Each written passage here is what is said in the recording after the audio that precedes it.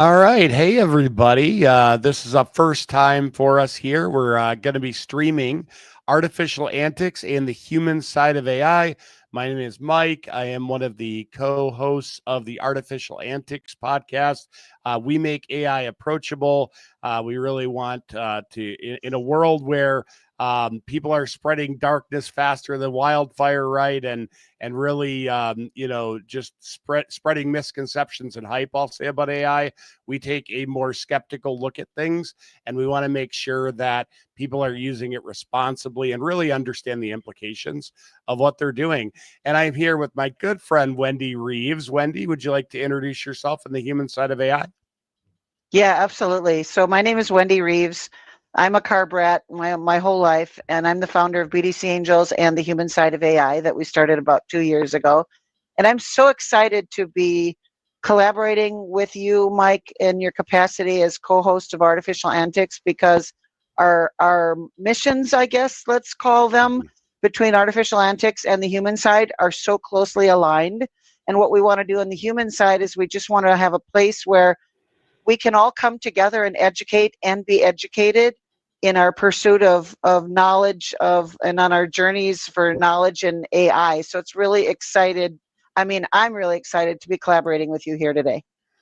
Yeah, that's awesome. And funny story, folks. So Wendy and I were on on a call this morning talking about AI, and Wendy said, "Man, what's new in AI? Like what's on your mind lately?" And I said, the thing that's really at the forefront is something that is near and dear to my heart, which is AI coding, right? Like building applications, but doing it a lot faster. And so there are some implications and opportunities with building applications faster, and also allowing, I'd say, lowering the barrier of entry to building applications, right? So, hey, Wendy, you could build your own personalized software, or rather than going out and buying Salesforce, a company with, let's say, a small team of technical people could probably build the pieces of a CRM that they need and nothing else, right? So these Yeah. Salesforce, these other let's call it the Asanas of the world, the Mondays, the Jiras. Most people don't need about 80% of what those products do. They really need a small piece that I think is somewhat universal, and then they would be better served with more customized software that fits their business and their workflows and their processes, right? So Wendy, I know you're all about although I saw it in your and you could talk about this in a minute. You were just on a panel. It was the old system process people. Wendy, why don't you tell people what you've reframed that to? Because I thought it was amazing. The mindset. Oh my thing. God. Yeah. So it was funny, and I have to thank you for having the patience to take me at who I am when at Wendy's take or whatever, because most people it's like, oh look, a squirrel. Me, it's like, oh no, an idea. And we'll be talking about something. And Mike was telling me this morning about what he's going to share with all of you, and I'm like, wait a minute, hold on. We share this like with everybody, and that's why we're here, ladies and gentlemen, because we all have different knowledge levels, and this is going to be super cool. But what I noticed, I was at the CATA with a great panel, Under the Hood with Automotive and AI, and what we realized is, we've come full circle with the human side of AI now 2 years, and I believe you guys got together right around the same time, August of 23, right? Right around, give or take a couple of weeks. A little earlier. Yeah, it was like March or something. But we didn't really spin up till after that. So yeah, and it's come full circle. And those of us that doesn't matter what we call ourselves, if we're visionaries, if we're futurists, if we're progressive, if we're proactive, we're always looking, we're always inspired, we're always motivated to find the next best way to do the things that many of us have been doing manually for many, many years. And what I realize is that everybody says it's the same 2, 3, 4 words: people, process, accountability, people, process, technology. Now, I truly believe that regardless of the advancements of technology, I believe that it's going to be the people, the culture of your dealership, and the mindset. that are going to truly make us successful. Because if we don't have those things, and if we don't have our humans right, none of the rest of it is going to matter. Because when we restructure our humans, they're the ones that are going to be overseeing the AI agents. Right. Yeah, exactly. And that is so aligned when I heard that, because I watched your talk earlier, and I was like, it'll always be about the people. That's our whole point, right? That's why you, me, our groups are so aligned, because the people got to be in the mix. And one of the things that I said recently I was on with Lee Wolf and Richie Bello, is it's funny. I said, you know what? It's not about the tools. It's not about the technology now. It's changed. It's about the freaking mindset. You got to have a mindset first. And that's exactly the type of stuff that we're talking about tonight. It's so important, because if you aren't open-minded, like I was talking to you about this, Wendy.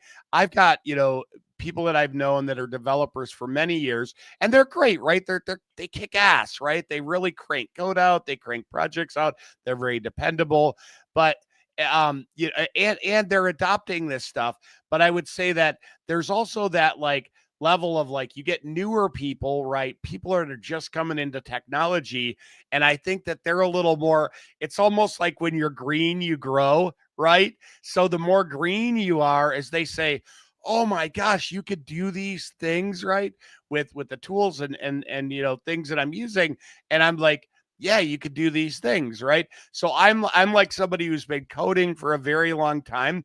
And I'm also like, okay, I know there's going to be some pain here with agents writing code.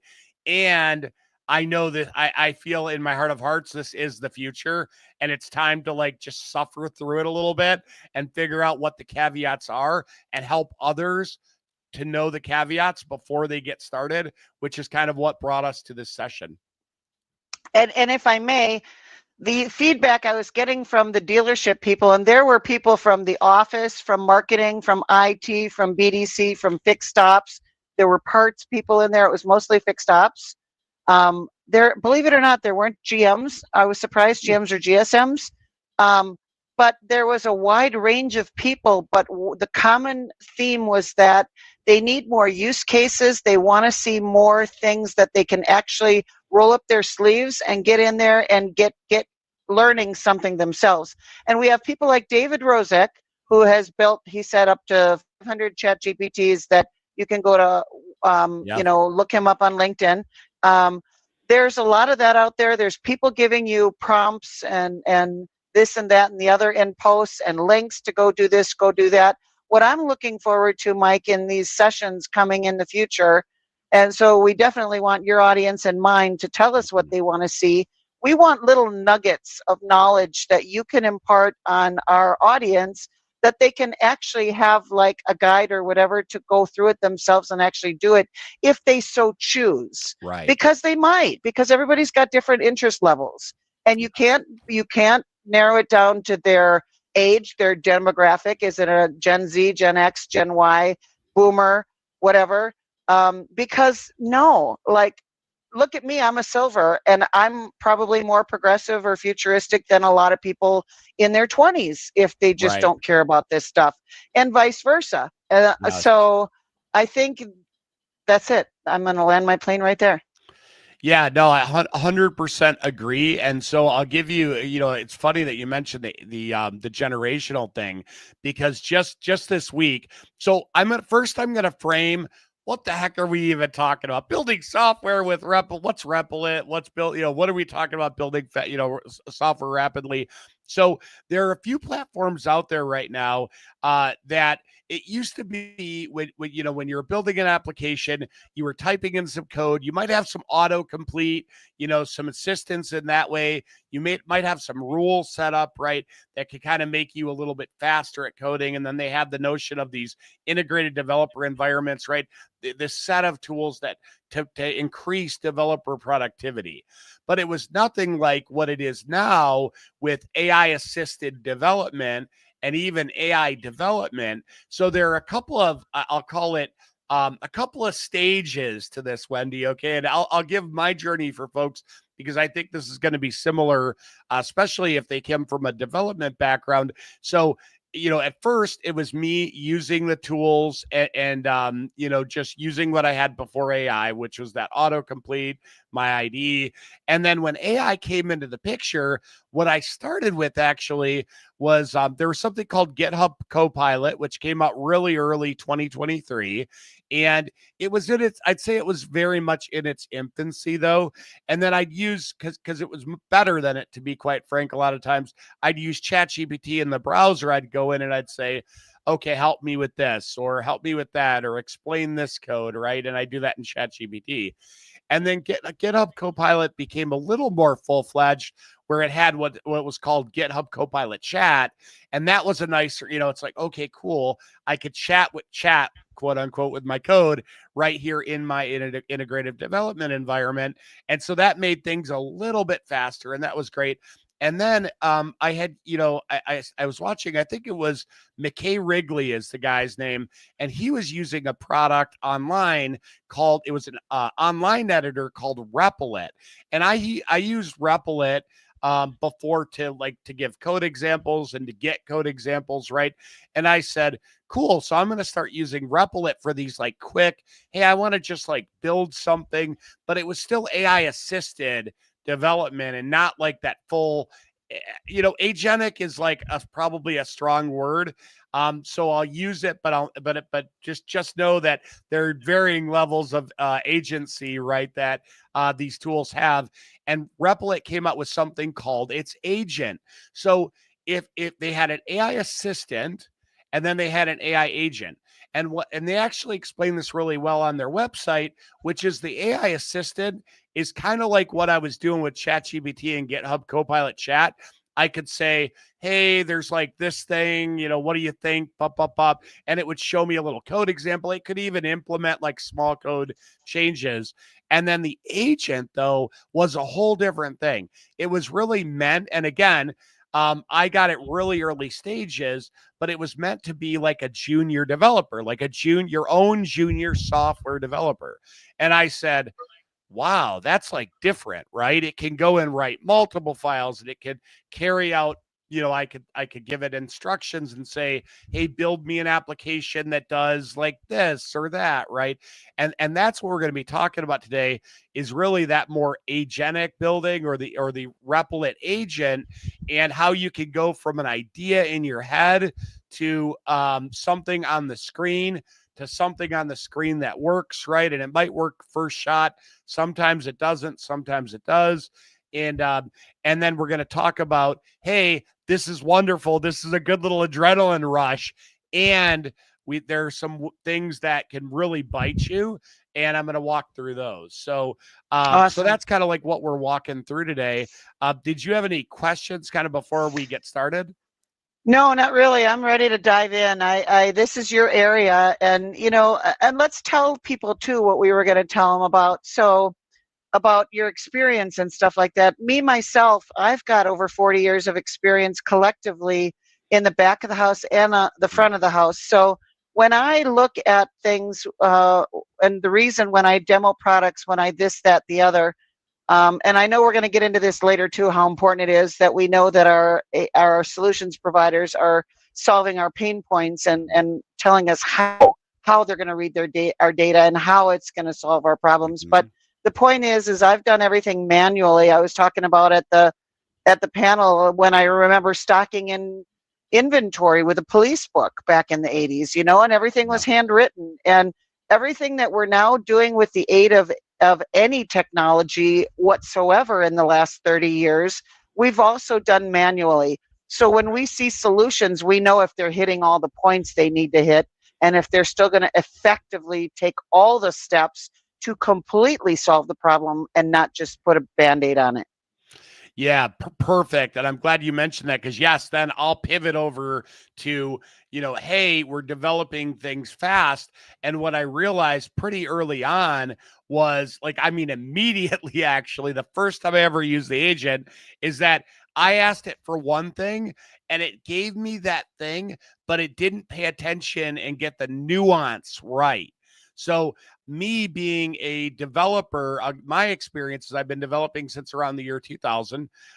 So I have plenty of experience. So I kind of can call bullshit on it. And I know what good looks like and I know what not good looks like, right? And so I micromanage it a bit because I think that you need to. And then there's some other concerns around security. But the point is, I have an advantage. You could go and as a non-coder, you could go and build stuff. Matter of fact, I had a guy named David Beard. He's a non-technical founder that his developers were just ghosting him, right? So he said, finally, you know what? If I'm gonna have to like figure out a way to where I'm not so dependent on these developers. And so he did. He found he's not using Replit, he's using some other technologies, but it's the same idea where he is doing what's called vibe coding. Now this has sort of a stigma, right, in the technical community because they're like, oh yeah, they're not thinking about security, they're not thinking about whatever, and you know what? That's actually correct.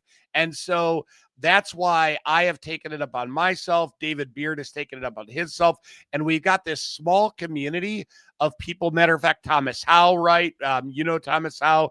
We want From Stralid. From Stralid, we want to make sure that people have the tools that they need to do it right and the education that they need. So like David's created like a WhatsApp group and coaching and stuff. So I've joined the WhatsApp group and so there are going to be lots of tips and tricks. I'll post that in the description after we do this episode. But yeah, so the main thing here is that there are caveats that we have to look out for. So without further ado, let me kind of show you what I mean when I say a personalized app. Like, what the heck does that mean? Well, we're about to find out right now. So give me just a second here and I will share my screen. And I'm going to show you 3 small applications that were built in Replit. So the first one here is a retirement timeline calculator. So funny thing is, I had a guy in last Wednesday into Clarity, and he's a young guy, early 20s, probably like 21 years old. Really, smart kid. He's going to school for data science. He's really fired up and excited, and but had no idea this existed, Wendy. I mean, absolutely no idea. So I'm like, Corey, I'm like, so what application do you want to see in the world? And so he thought about it for about 30 seconds and he said, you know what? I'd really like an application where, I have an application where I can put my information in and it can tell me when I can retire. So, so I didn't even type this in correctly, but it's fine. It worked out perfect because I said an app that could take a person's income that are and their net, that are net worth and their expenses and tell me when they can retire. And so we hit this, it did its little thing, right? It built this retirement calculator app. All of this took place in about the course of 5 minutes. And then we made I don't even think we made a tweak to this. So this is hosted online. And you can deploy this so that it's always on, and you can even set up auto scaling so that if you get a little extra traffic, your site doesn't go down. But this is just a little calculator that he built, or that that AI built for him, I'll say, right? And so you can calculate your retirement timeline, and it says, hey, you can retire at age 61, which is before the target of 65, and it kind of goes through, and it's got some other little functionality. But this is one of 3 applications that I'll show you. And so just because we have a limit on time here, I'm going to go into the next one right away. We're rapid firing this thing. We're doing it. We're gonna go through them just as fast as we build them, Wendy. So the next one is, let me find it here.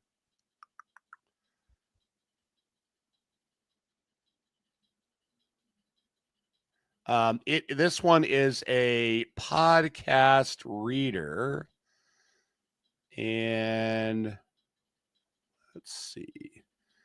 Actually, I'll share it with this one. I'll share this window. Bear with me. Okay, boom. We're going to go over here. We're going to do, so this one here, Wendy, is one that I showed you, which is this is a content generator. You put your podcast transcript in, and Wendy, I put yours in just for fun, your thing Cool. at CATA, and it came out with, this like put in your transcript, and then we're going to generate content. Now, this is a little more tuned to artificial antics, and I didn't change it for your for your video, but I just wanted to throw it through here, and it created a YouTube title, created a YouTube description, right? It has all the stuff. It goes through, and if we had an audio only on Buzzsprout, it created that. It gives us some hashtags here, right? Gives us chapter markers here. So this was cool. This was another thing that, similar to Corey's application with the retirement calculator, this took me about 5 minutes to build, and I tweaked it. I tweaked it in about another 5, right? I wanted like a couple extra things. So that's how fast I built this. And now, instead of going into ChatGPT or building a custom GPT, I actually kind of just like this better because it's a little more consistent. When you build it into an app like this, you can add some extra guardrails. It's a little more, let's call it consistent than just a prompt, right? So can I interject with a quick question? Absolutely. Can we duplicate these like we can? Like, I know when I make ChatGPT Pro, private ChatGPT Pros for like different teams that I work with, like I'll have a basic skeleton with my knowledge base and all that, and my Wendy brain, and then I add stuff to it to customize it. Can we duplicate that one you just did for the content creation for artificial antics? Can we duplicate it, and then can I morph it into something for human side? Yeah, to do that with my past episodes? Yes, absolutely. I would say that we do that on a separate call or a separate. Oh no, that's cool. Yeah. Let's rock it. Oh yeah, shouldn't be a problem. It shouldn't be a problem. I'll tell you why I'm mentioning it. Yeah. This is huge value for our audience, Mike, because if this is something we can teach them to do to help with their content creation as well, this is an idea actuator, like you and I have also talked about those kind of things too. Yeah, but it's not creating the but it still is something different that's not ChatGPT. I hear so much stuff about the future of ChatGPT and what's going on with OpenAI. Frankly, I'm worried. Yeah. So this is exciting. Please continue. This is awesome. Yeah, absolutely. And one quick note there is you can hook this up to any LLM. So as Tim Hayden likes to say, open models are like public toilet, or public models are like public toilets, right? So I would agree with them there. For some things, it's appropriate. For business things, it's a lot of times it's not, right? So all right, so cool. I'm going to show you this last application. Now, Wendy, this is one that I just got inspired. Like, we got off our call and I said, you know what? I'm going to build an application today, right? Another one, right? And so I said, you know what I really want is I like my articles read to me, right?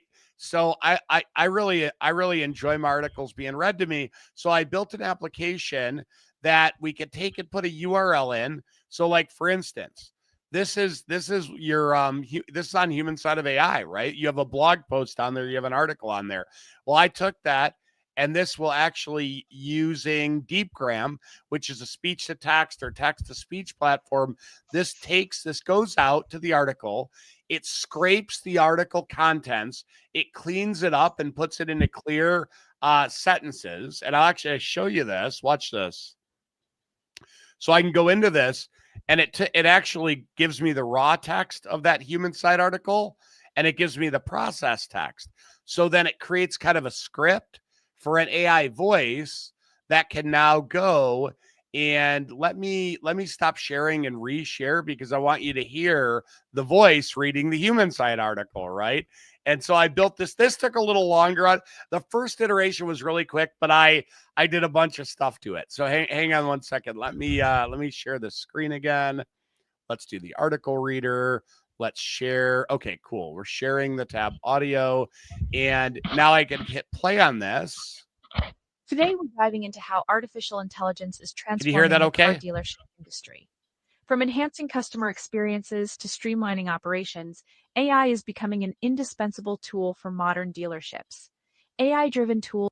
Can you hear that okay? Yeah, it was awesome. Awesome. Yeah. So all I had to do was put your URL in there and it automatically went, processed it, made it clean, you threw it through the AI text to speech, and then put it back into my files, right? It's over here on the left. And now I have a little reader that, hey, I don't want to read an article. I want to hear it, right? Because a lot of times I'll be doing something else and I'm coding and I want to know what the article said, but I don't have time to read it. So this was just a little application. Now, I'm sure that the YouTube generator and all that, these probably exist somewhere. They maybe have a cost, this is stuff that you can build for yourself. And which means that you can customize it and tailor it to yourself instead of putting in a feature request to some Google plugin. Who Thank knows? you. Right? That's the thing. That's the thing. We have to be able to bootstrap these things if we so choose. Those of us, especially as entrepreneurs, I know it's not as easy, which is why I'm an independent now. You can't do all that when you work for someone else. But right. But if you choose, there's so many independents and so many people that are. I mean, you want to be able to dig in yourself so you know what's out there, so you know you're not being taken advantage of. And also to your point about, what if your apps and stuff that others are building for you are held hostage and you lose them, or you lose access, or you lose whatever, and they're gone forever, all the money and expense you went to. So this is amazing, and this is exactly what our audience needs. Excellent. Is something that to sink their teeth into. Yes, absolutely. Cool. So now, before they sink their teeth in, before I give a person a chainsaw, I like to give them some tips and tricks about the chainsaw, the safe usage, right? So I'm going to share the screen again. I'll go back over to that article reader. And I'm just going to walk through the pieces, like the components of Replit, right? To show people what they can do right in Replit. So Replit, you've got this agent, and this is where I started the application. See, I've iterated a lot. This is my whole chat. So this is how I started, right? I set an application. It takes a URL in, saves raw text to a database, right? Reaches out to Gemini Flash LLM API, and I put my own keys in, right? Give it some more criteria here. I want to be able to save the article title, the subject, the raw text. I even built recently in here, there's a little on the main page, there's actually a little search, right? So I built a little search so I could search for human side and only your article will show up, right? Because I want to be able to find things fast. But so that was my prompt. This is the agent tool, right? And an agent is kind of like a junior developer. What that means, Wendy, so for me, harnessing a junior developer is great because I have many, many years of experience. For you or somebody that doesn't develop all the time, it doesn't have that breadth of experience, you have to be a lot more careful with your junior developer. It's okay. I'm not telling people not to do this. I'm telling people that, trust but verify is very important, especially when it comes to this stuff. So then we have our assistant. And our assistant, we can ask questions. We can inspect for errors. We can improve the visual design, basic stuff, right? So this is not necessarily, this is like maybe a Fiverr or a Upwork that they do one small task, right? But they're not a developer that's part of your code base for long. And then here on the left-hand side, you've got these tools here. And so you've got a lot of great stuff here. You could build authentication into the app, right? It's really a tool set. What I like about Replit is it's a tool set to be able to do all the things you have to do to get an application online without having to learn AWS or some of these other things, which can quite frankly be a lot, right? Like for me, it's not as much because I've done it, but for a lot of people, they'll never do it, right? They would never, ever, ever do it. So this really helps people to get started. There's something called Git, which this is version control for your application. That's one thing that you're going to need to learn about right away. And ChatGPT can help you say, hey, help me learn about Git, help me learn about how this works, especially with, AI generated code bases. What's cool about Replit is it'll automatically do what's called committing your code each time it makes a change, Wendy. So you can always roll back because sometimes AI makes mistake. it makes a mistake just like a human would, right? So we need to be able to rapidly roll back to another version. And I'll show you here an agent. This is why this is so beautiful too. Anything that this does, I can always roll back. If it makes an actual change, I can always roll back to this spot, right? See this rollback here? That's a big deal. I can view every change it made, right? And it'll open the files. This one had a bunch of files, right, that were changed. So these kinds of things to help you, not get lost, right, and not destroy your code base. Always being able to restore is very, very important. And Replit does this very, very well. So another one that is important here is going to be the preview. You can always preview your app, and that's this little like TV looking icon. Database. This is important, right?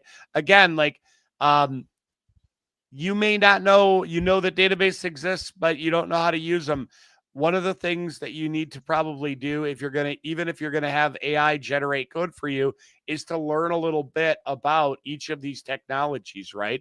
So Replit uses Postgres, and they give you a free database, a 10 gig, which is really good to get you started, to be quite frank. They give that to you free with every project. And you could have, I have a bunch of projects, right? I have 50, 60 projects, and I get a free database with each one of them.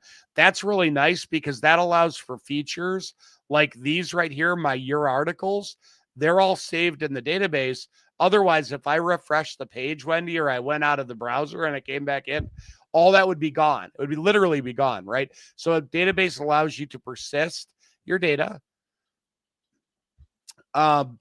Object storage is a little bit more of an advanced, it's not a super advanced topic, but object storage allows you to store files in a cloud environment. So if you wanted to store audio files or something right now, like these audio files, I'm storing them right here in the project.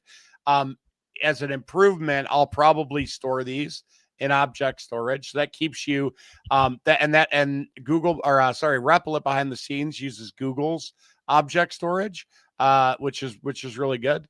And again, you get that for free, right? Unless you use a ton of it. And I mean a ton. Like I've never hit those limits, right? You've got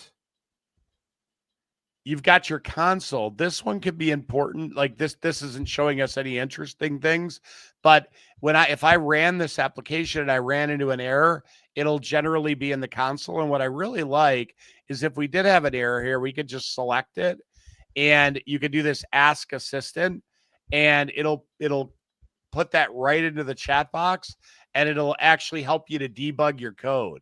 So that's very helpful. Oh yeah. Super helpful, especially if you're new, right? And then I think the last one that I'm going to talk about here is deployments. So one of the struggles that I'd say non-technical people have a lot of times is, well, gosh, okay, I've got my application. I really like it. It's on my computer. How the heck do I get this thing on the internet, right? Like forever. And some certain website, like if it's a website, that's not a big deal, right? You could do that on a bunch of different services, right? Even GoDaddy, it's pretty easy to just do a website. But when you start getting a database and you really have an application that has, you're hitting APIs and stuff, you really need to be, that needs to be deployed in a cloud environment, specific to what technology your application is running. And that's what these Replit deployments allow for. So if you do have an HTML page, it'll host that, but you can also do what's called auto scaling. So if I set this deployment up, I can come in here, I can say, hey, now I'm going to give people a quick tip. Most applications, especially when you're starting out, zoom these all the way down so you're not getting charged a bunch of credits, right? But this gives you a little bit of scalability, right? So that you're not running into, let's say you do have 1,000 people at one time are hitting your site and they're actually doing stuff on the site. It's not going to bomb you generally if you have this auto scaling, depending on what your site's doing. And then this reserve virtual machine, this is for like, hey, I want my application, it'll always be the same size. Just put it in a virtual machine, which I'm not going to go into any of these topics deep. We just don't have time. Right. And that's okay. But so and you could even do a time-based scheduler. Let's say you have something, you make an application that's all behind the scenes, and you need to pull from a bunch of sources and push to a bunch of targets. Like with, let's say you're pulling Salesforce data and pushing it into something else. You could actually create something like that in here too. So it Cool. becomes very valuable as a, let's call it a total workspace. And allows for you to move quickly and iterate quickly, and then show other people your work quickly too, right? Let's say you have some people who are like, "Hey, what do you think about this app? Like, is this like even viable?" You can proof your application out quickly without having to worry about incurring a cost of AWS or something or other Cool. cloud hosting. Yeah. So Yeah. there are a couple of things I'm going to do caveats now. One is as you're building out your application, usually the first iteration will be really strong, and it'll be like, oh my gosh, I don't need developers anymore. I can just develop. I'm the man or the woman, whatever it is, right? The reality is, as you start to get closer to what you consider in your mind of being 100, that app is 100% done for an MVP, you will start to run into little issues. That button that you loved that was working perfectly, well, you were adding a different thing, and all of a sudden your button is just gone. That button that you loved. So you want to be right. You want to have AI also write tests and test its own work, and it can even click buttons. So that's one thing. Another thing is security. There can be, the AI, these LLMs were trained on the whole internet. Well, there's a lot of bad and insecure code on the internet. And furthermore, there's like purposely insecure code that pushes you back to like, hey, it's this package. Oh, great. And then AI trains on that. You end up with that package that's like pushing your data somewhere else. That's a real problem. So one of the big things that I suggest if you're a non-technical founder, especially, is that you do find a senior developer in your network that can come and help you review. You can have AI also review, and I think that's important, but you really want what I'm going to call a final code review when you're going to push something out to the public and people are going to be using it live. So you don't want to be getting all excited, like you said, oh, I'm the man or I'm the woman, because you figured something out. And then you want to, drive responsibly, right? Have a designated driver, have somebody with some knowledge that's going to guide you, that's going to take a look at what you've done and proof it and make sure that it's makes sense to those who know a little bit more than you. Yes, that's absolutely right. So those are probably the two biggest takeaways. Just because we Awesome. don't have a ton of time now, but Right. I'm thinking to kind of wrap up here. What questions you have, Wendy? I'm thinking we definitely need to do a part 2 of this, and we can Yeah. dig in and maybe build something that you want to build together, and Yeah. we'll see where the pain comes in, right? Because the pain will Yeah. come in. Yeah, so what I'd like to do, and I know we want to keep this short, I also know that we want to do this probably at least once a month, right, for our Monday Monday slots. And I'm still thinking I probably like the idea better of recording ahead of time, whether it's you or it's another guest we have on with us to do this blended human side and artificial antics world. Yeah. Because I think we're going to be able to complement one another with other guests that we might bring on as well. And whether, we do it, whether it's all under the artificial antics umbrella or whether we do a regular Zoom, whatever we decide to do, I think we're going to listen to our audience. And ladies and gents, we're going to be posting this on Mike's LinkedIn page for Artificial Antics. On the human side page, I'll probably do it on BDC Angels. Yeah. We'll be doing it all over.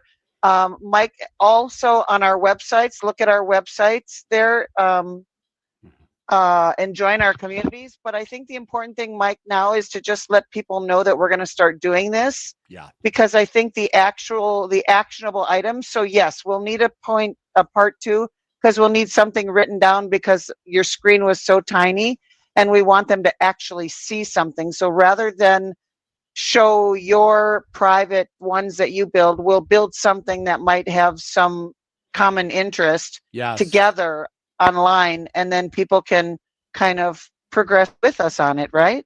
That sounds great, Wendy. Yeah. No, Awesome. I think that's fantastic. And Wendy, thanks so much for joining me tonight. I'm so glad that we kicked this off. Human side, artificial antics. We are doing this. Check us out, our communities, thehumansideofai.com and antics.tv for artificial antics. I know Artificial Antics will be doing a lot more live events. And I know, Wendy, you and I will be doing a lot more live events here for Human Side of AI. And we'll be bringing, it won't just be the Wendy and Mike show either, right? We're going to bring experts from both of our communities in. Like I talked about David Beard from Detroit Vibe Coding. I'd like to have him on the show. He mentioned that he'd be open to it. So David has his own experience as a complete non-technical founder. And he's really the one who inspired me to even do this episode. So awesome. Beautiful. excellent, Sounds great. Wendy. Can't wait. All right. We'll talk to you soon. Thanks everybody Okay, have for a great watching week. too. Thank you. See ya. Bye-bye. Thanks.